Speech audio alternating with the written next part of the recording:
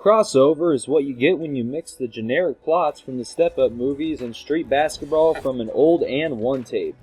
The cast is a hit and miss, with a couple notables in Anthony Mackie, and yes, Wayne Brady.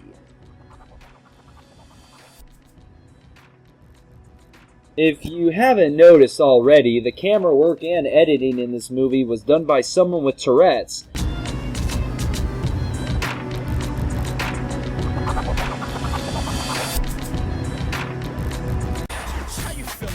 As the shots are constantly panned in and out, time is sped up unnecessarily, and the movie is even broken up into several vertical panels, not allowing you to even see what is happening. Not only that, but whenever a person receives payment of any kind in this movie, it will cue a cash register sound to inform you that it is actually money they are receiving. Jesus Christ, I already have a headache looking at this movie. So, we see Wayne Brady's character Vaughn is working with the police force as we learn that he is the kingpin for an underground streetball ring. So somehow they play the games in a giant cathedral, which from inside looks more like a gladiator ring. Vaughn explains the rules of the game. What are the rules? Okay, the name of the game is 21 by ones. You get to 19, your last shot is worth 2, 21. Yeah, 21 by ones, but the last shot is 2? So why the fuck does it go to 21? Why not just 20? Then your last shot is 1, like you said. But if it's a game by ones, and the last shot is always worth 2, then you go from 19 to 21? For what reason? So, the only two teams who ever play each other are Enemy of the State and Platinum. Yeah, Enemy of the State. Did the director not catch this? Whose decision was to include the word enemy in the team we're supposed to be rooting for? That would be like Denzel Washington coaching the team in Remember the Bad Guys. So anyways, the first time around, Platinum wins, and the team leader, Jules, rubs it in their face. When I say Platinum, y'all say Jules. Platinum, Jules, Platinum, Jules. Good game, man. Let me know when I have a bad one, sucker. When I say Platinum, y'all say Jules. Platinum, Jules, Platinum, Jules. Yo, when I say cheesy, you say dialogue cheesy.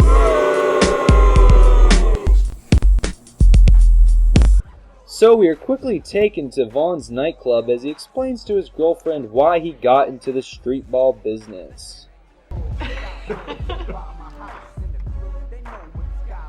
So this is your life now? This club? And underground basketball games. It's a living. You were making a living. I was a sports agent in Los Angeles. Emphasis on the lost. Yo, I was a doormat, Nikki. Look, the World Series and the NBA Finals are the two most bet on games in the country. The two largest sports bet on are soccer and, believe it or not, cricket, regardless of not even the cricket players fully understand the rules. Paying them. A G a player, 2 if they win. And you always know who's gonna win. You don't think they always know who's gonna win in Las Vegas? Nikki, I didn't go to college to work in some mailroom and answer phones. At least here, I run the plays. They don't run me. So he says he pays the players $1 grand and $2 grand if they win? Okay, well, spoiler alert. I'm just going to say this just in case you missed this in the future. According to Vaughn himself, and this fucking movie that makes perfect sense, the Team Platinum has never lost in 3 years, and it's part of the plot point towards the end of the movie. So, think about this. They haven't lost in 3 years, and they are making twice as much money as Enemy of the State. So who the fuck would bet on a game like this? You're obviously going to put all your money on Platinum, and if Vaughn quickly switches and rigs it for Enemy of the State, then everyone would have lost all their money and suddenly the game would get very suspicious.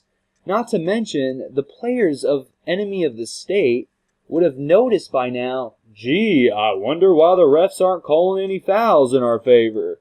Gee, I wonder why we still play this fucking game even though we haven't won in 3 pathetic years.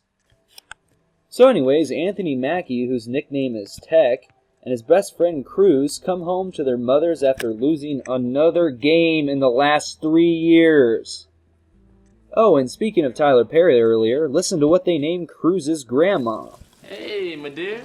Hallelujah! How'd your class go, babe? I guess we should all expect Tyler Perry's cock mark on every piece of black art in the future. Hallelujah! On that motorcycle. I don't know why I bought that thing for you. It's gonna be the death of you.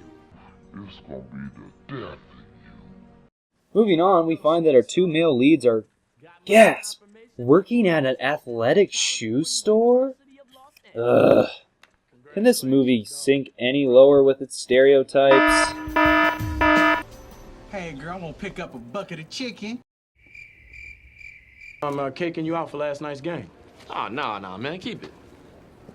Man, it's $1,000 cash, real money. No, I do not believe you, sir. Not until you zoom in and on the cash and make the...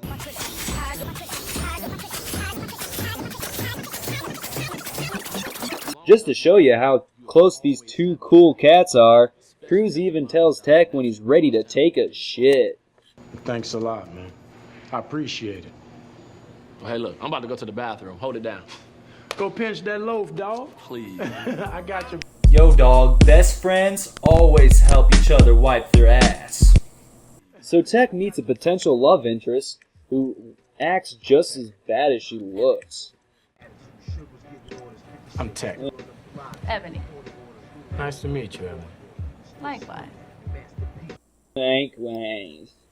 So Jules comes into the store and spends all his earnings on shoes and clothes.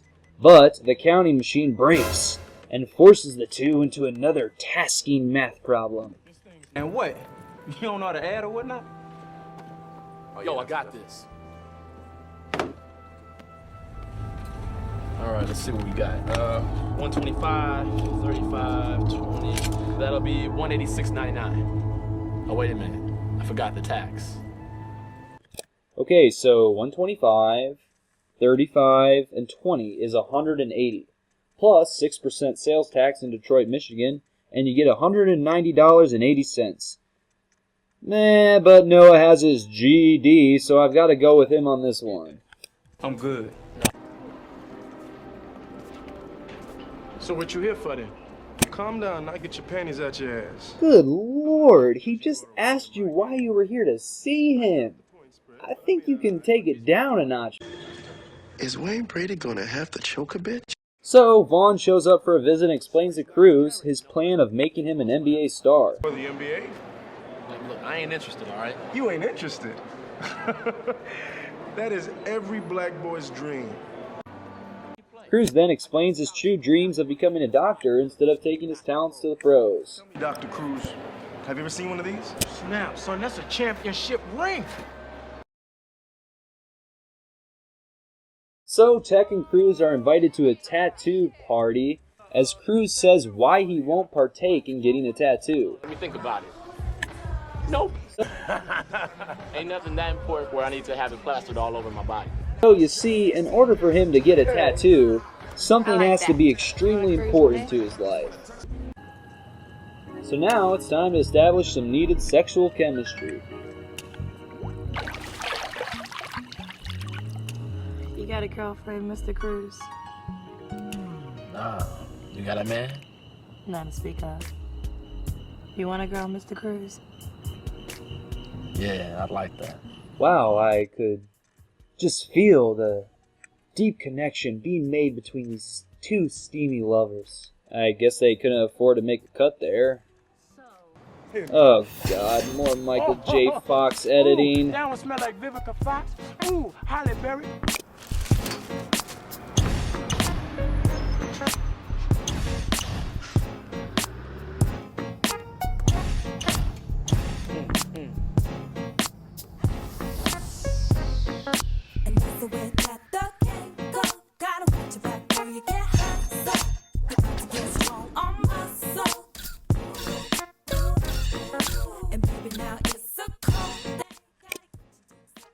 So Vanessa sits down with Cruz and breaks the big news.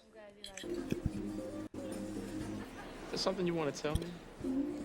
My friend hasn't come visit me this month. What friend? Period, my friend. Meanwhile, Terminator Brady spoils the moment. I didn't order no champagne. Compliment the gentleman.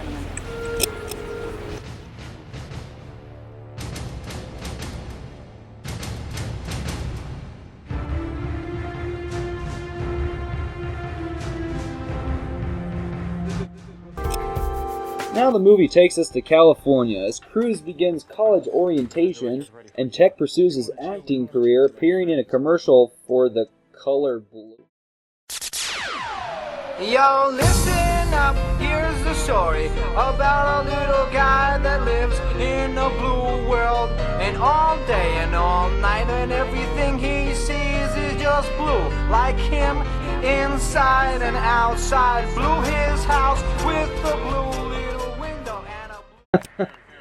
Who's the hippie director? Woodstock ended over 30 years ago, man. So Tech realizes that he was just the stunt double for the real actor and enters a fuming rage. Hey, that dude got on the same clothes that I got on. Yeah, he's actually your double reporter. That's all right. I can grab his autograph for you, That's man. all right. He do it all the time, man. Say it, that's all right.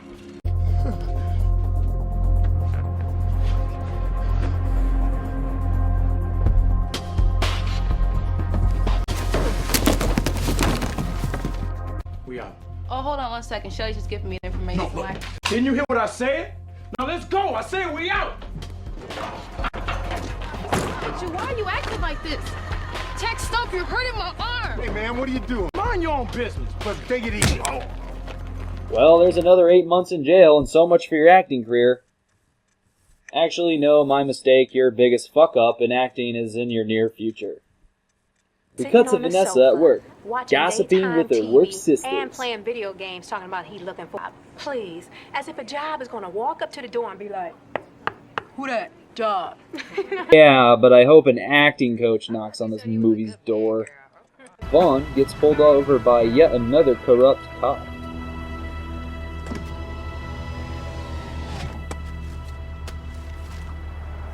My people wanted you to know they don't need this type of publicity. Well, you tell them that I didn't have anything to do with it. What people? Is this important? Should we fear these people? Does Vaughn work for them? Fucking explain this shit! Cruz then breaks the news he's skipping out on California to go to community college. You alright with it? I'm alright with it if you alright with it. And besides, now you can go pro, baby, so it's real cool. Well, I'm not going pro, babe. I'm gonna stay here and go to community college. It's time to play Guess Her Reaction! Alright everybody, you have 3 choices. Is it A?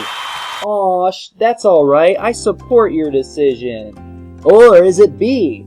I'm disappointed, but we will find a way to make it work. Or is it C? I think we need to talk about this more later. Alright, time's up. Let's find out. The baby isn't yours. Oh, fucking bitch. So Cruz takes it very harshly and rides off in sadness, and what do you know? Medea's prophecy is fulfilled.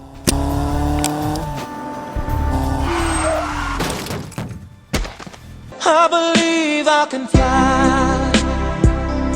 I believe I can touch the sky. I think about it every night and day. Spread my wings and fly away. I believe I can fly. I believe I can touch the sky. I think about it every night. Tech takes out his life savings to bet on his team winning their first game ever. Oh, and guess where he got the money? How much is it? 10 grand. Where'd you get it? They sent it to me for the commercial. I must have did alright, even though nobody knows it's me. Just say it, that's all right. Information. Now let's go. I said we out. Mind Mind your own business, but take it easy. So, Terminator Brady is back to scare the team away from betting on the game.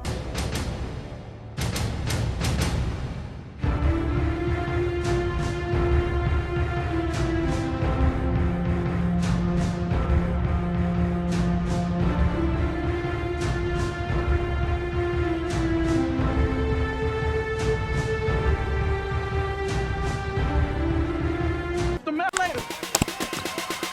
Loose ball.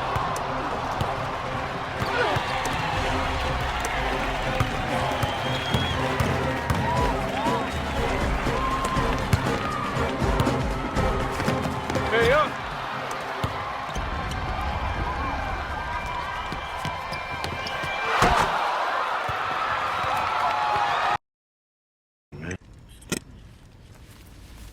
This is for tonight's game. 20 grand. That's all you. So I'm your man now. Money talks, bullshit runs a marathon, and I ain't wearing track shoes. I'm taking this national. Oh, we're going on the road, son, a tour. Stadiums of people chanting your name. Tech, tech. See that? You and me making so much money together because great minds think alike. See, that's where you're wrong. No. Great minds think for themselves. You can't be serious.